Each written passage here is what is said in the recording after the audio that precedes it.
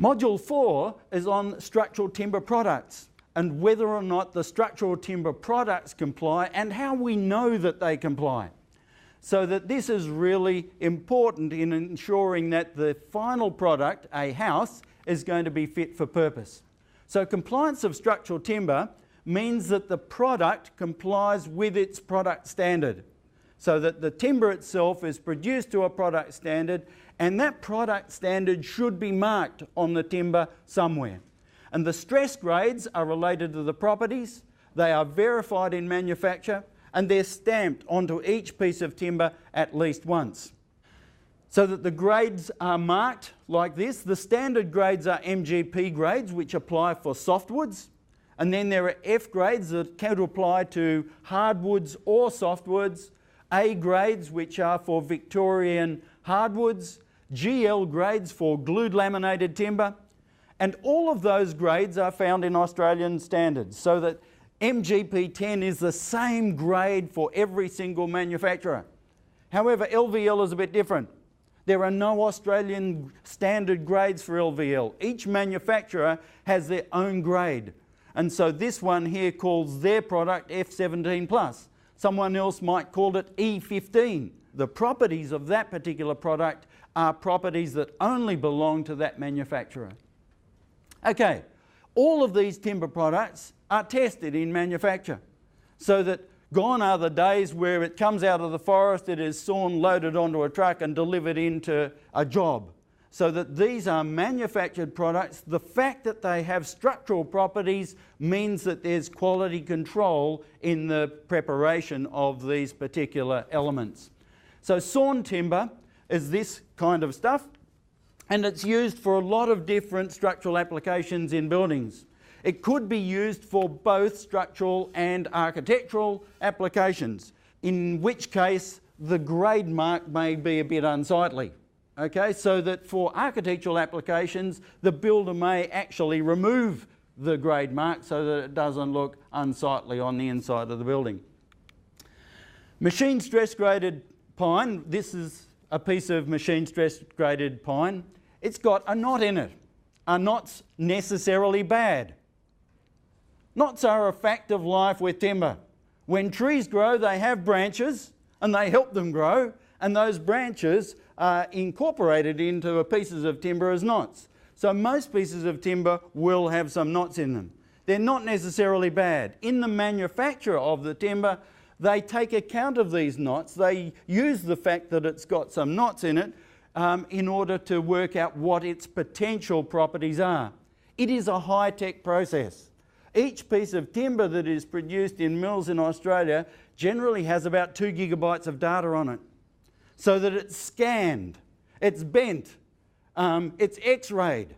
All of these things help a producer predict the performance of the piece of timber. So even though it has a knot, it's still able, the producer is still able to say, I know this has got MGP 10 properties, and I've done my quality control testing that lets me know that everything is still okay.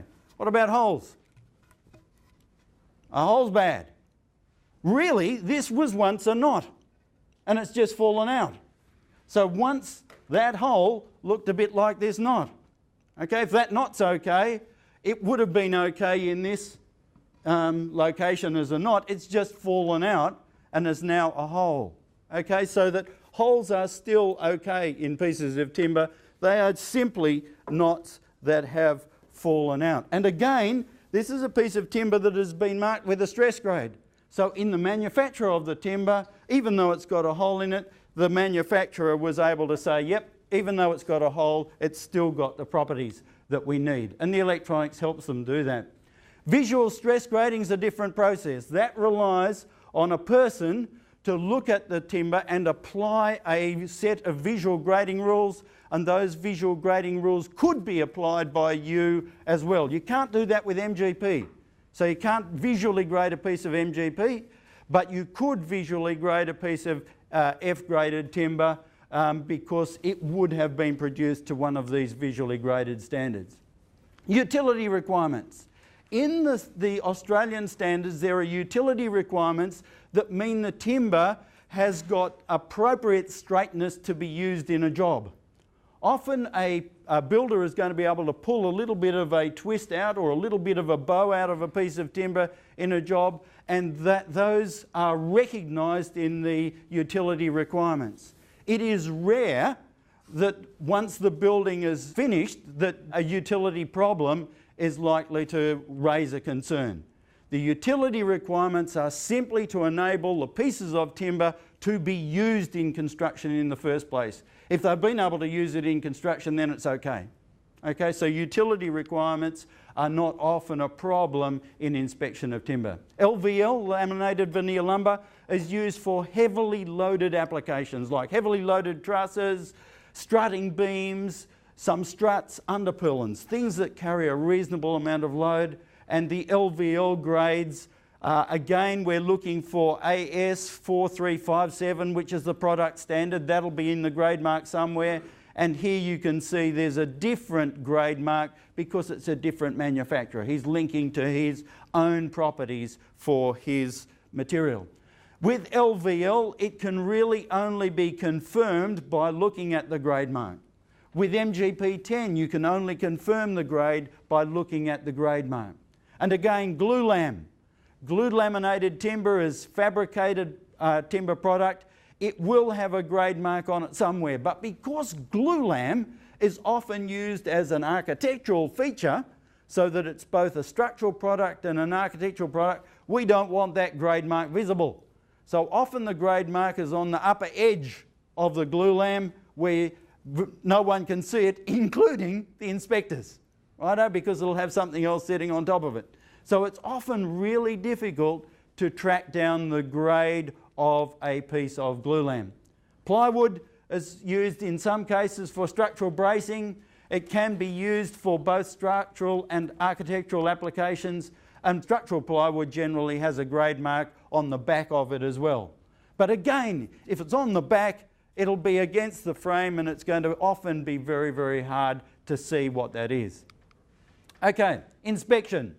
When we're looking at inspecting timber on the job, we're primarily looking at, does it have the appropriate grade mark?